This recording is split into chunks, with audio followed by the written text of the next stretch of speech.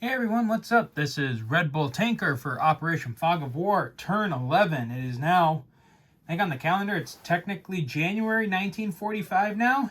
So, game's kind of moving along. Though, from the sounds of it, our game master, from the sounds of it, sorry, my board's a little off.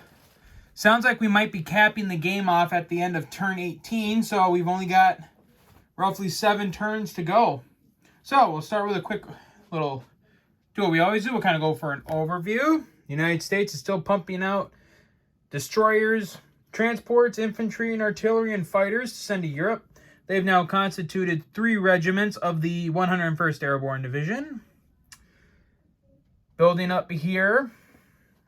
And some forces around here with the 5th Army. They got units of the 36th Infantry Division, units of the 82nd Airborne, some artillery. This fleet is now off of C-Zone 95, where the U.S. pulled off another invasion of Italy. And they got to take it this time. And from the sounds of it, the 2 French infantry will reinforce the U.S. artillery, so we'll see what happens on that turn. Or we'll see what happens for Italy if they attack or if they back off and allow the Germans to come in and retake it again. Some big movements in Russia. The Germans are now kind of splitting their forces up over here with their massive army from Bessarabia and splitting it off. And it looks like we're about to probably come to a head with a major battle in Belarus next turn. So stay tuned. Like always, I'll didn't do it last turn again. Kind of show you guys some of the casualties that have occurred since our last turn. Over in the Pacific, our intelligence is showing us that the Japanese fleet has begun to pull back from, whoops, I guess an animal went through here earlier. The Japanese fleet is pulling back, and that one I just remember died. But they're pulling back to deal with this massive allied fleet that's built up in the Philippines. Didn't do good on the convoy in this turn. I think it was only about 14 convoyed against Japan this turn. But so hoping for big scores next turn as always. But yeah, so then America with the 3rd Army and the Australians reinforcing the Philippines, and now they've got a decent sized fleet sitting out in the Philippines as well. Like I said, Japan continuing to just move forces back. Now these are some of the forces that we can't see on the board. We think these 2 transports might be off South Africa, but we were not able to confirm that. And this will play in a little bit, but we know that these 4 ships are on some carriers, which now I will go over. So the U.S. paid 6 IPC to see the purchases for both Germany and the Japanese. So Germany purchased roughly 8 infantry and artillery, and we believe they upgraded the Romania factory to a major. So that's causing some issues now with our planning for helping the Russians in the east. And then Japan bought 2 carriers, a destroyer, and a destroyer submarine. So real quick, from the intelligence reports that we got from the Americans as well, we know that the sub and a destroyer were deployed off of West India. The 2 carriers were deployed with the fleet here off of Malaya, and that these 2 ships were stocked with 2 tactical bombers and 2 fighters. So now the Japanese fleet off of Malaya is decently large. They've got, 5 destroyers, 4 aircraft carriers, 4 fighters, 4 tactical bombers, and a battleship. And then their 1 destroyer, we don't know where it deployed. We think it might have either deployed off of South Africa, again, to protect the two transports that we can't see, or maybe, well, that's the only place we can think of that it deployed, because the Anzac subs reconning off of Japan didn't sight anything. So we can at least 90% say that that destroyer probably is over here in C-Zone 71. But so that was the scouting. So I guess I'll really quick go over some casualties. So a lot of casualties on the Eastern Front. Also with the U.S. taking of Italy. So all told, this round, Germany lost 1, 2, 5, 10, 11 infantry, 5, 8 artillery, a tank, and an AA gun. The Russians lost 12 infantry and an artillery. Japan lost 2 infantry, 3 fighters, 2 tanks, and a transport. The U.S. 30th Infantry Division, 2 regiments of the 30th Infantry Division, 3 regiments of the 2nd Infantry Division were destroyed in the attack on southern Italy. The 2 regiments of the 4th Marine Division and their artillery were destroyed in French Indochina. And then the U.S. transport that took our troops to southern Italy last turn was sunk. And same with a U.S. sub out in the Pacific. And then there's our losses from southern Italy. We lost our 3 infantry, tank, and fighter.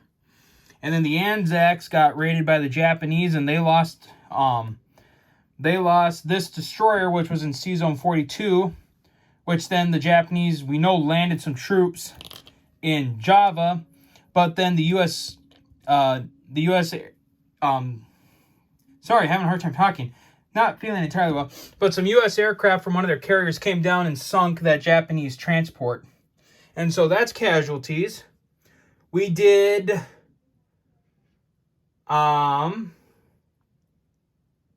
scout.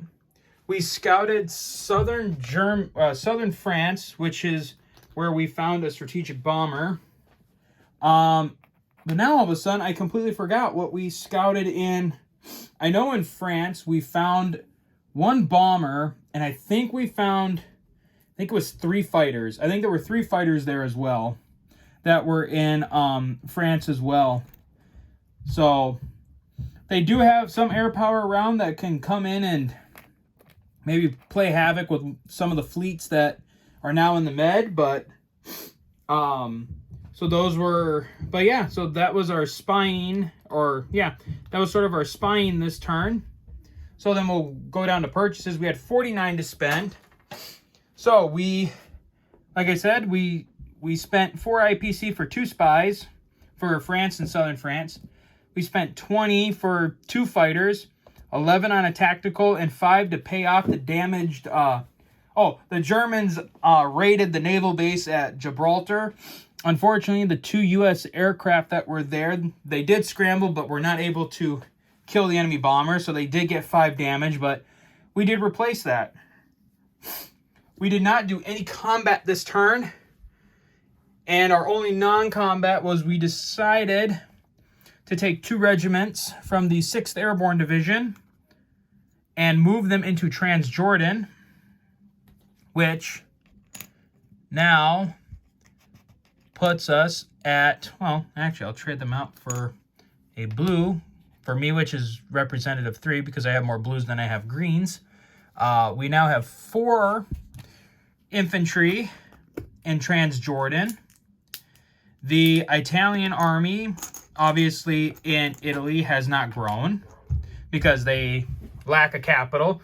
They also sent their tank and finished up the conquest of West Africa, and Japan finished up the conquest of South Africa. So Africa is pretty much in the hands of the Axis, minus North Africa, which has been able to stay out of the enemy hands. But Italy has turtled up in Egypt, and Japan is encroaching ever more onto Iraq and Persia. So we're doing one more round of the waiting game just to kind of see what happens. But other than that, so that was pretty much our turn. And then all of our purchases went into Iraq. So our 2 fighters and our tactical which now brings our force up to 4 fighters, 2 tacticals, and a strategic bomber as far as our Middle Eastern Air Force. Our Middle Eastern force is actually still pretty powerful. We have, let's see, 5, 6, 7. We have 15 infantry, 2 artillery, 7 or 5, 6, 7. I think we have 8.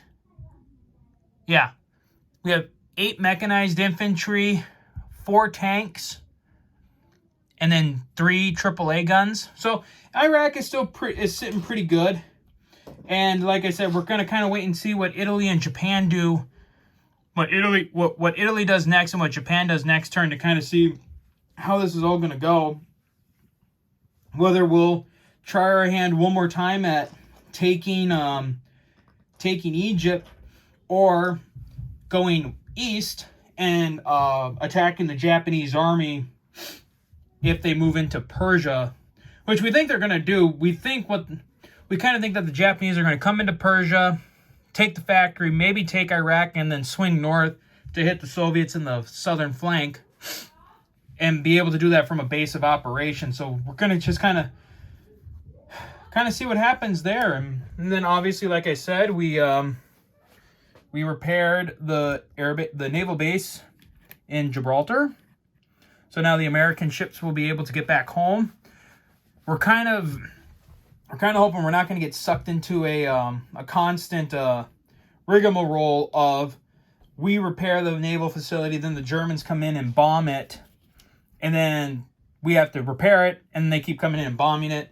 We are hoping that if Germany has to attack southern Italy this turn, that they will have to use their strategic bombers to do it, or at least to help secure the actual victory there, which would be good for us. Then that way the naval base is safe and the U.S. can utilize it to keep shuttling their troops back and forth. And then, so yeah, that was pretty much it. So at the end of the turn, we ended up saving, this is not how much we saved. We saved 8 IPC. And we gained, well, because we lost South Africa, we only gained another 28, right? No, we gained 25 IPC. So we'll have 33 IPC to spend next turn. Well, that is it for turn 11, guys. Like I said, the game is slowly marching on, but the game is going to be capped after turn 18. So just going to try and see if we can't at least get ourselves in a good position to where we can at least maybe say that we won the game. If a clear we were told that if a clear victory for either party is not clear, the Game Master is going to post on the Axis and Allies Facebook group, and there's going to be a poll to see who won the game, and then the group will decide who wins the game. So yeah, we have 7 more turns to try and get ourselves in a favorable position to take the win, or at least get ourselves looking good, so that way the Facebook group will say that we won. So until then, guys, we'll see you next time for turn 12, and take care.